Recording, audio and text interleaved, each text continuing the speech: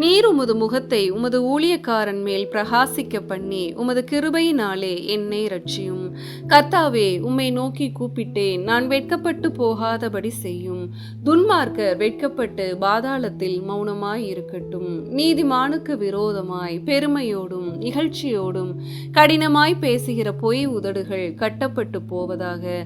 உமக்கு பயந்தவர்களுக்கும் மனுபுத்திரருக்கும் முன்பாக உம்மை நம்புகிறவர்களுக்கும் நீர் உண்டு பண்ணி வைத்திருக்கிற உம்முடைய நன்மை எவ்வளவு பெரிதாய் இருக்கிறது.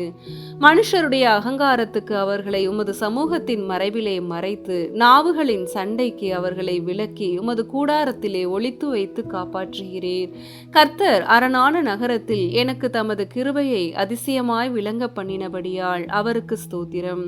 உம்முடைய கண்களுக்கு முன்பாக இராதபடிக்கு வெட்டுண்டேன் என்று நான் என் மனக்கலக்கத்திலே சொன்னேன். ஆனாலும் நான் உம்மை நோக்கி கூப்பிட்ட போது என் விண்ணப்பங்களின் சத்தத்தை கேட்டீர். கர்த்தருடைய பரிசுத்தவான்களே, நீங்கள் எல்லாரும் அவரில் அன்பு கூறுங்கள். உண்மையானவனை கர்த்தர் தற்காத்து இடும்பு செய்கிறவனுக்கு பூரணமாய் பதிலளிப்பார். கர்த்தருக்கு காத்திருக்கிறவர்களே, நீங்கள் எல்லோரும் திடமனதாய் இருங்கள். அவர் உங்கள் இருதயத்தை ஸ்திரப்படுத்துவார். ஆமேன்.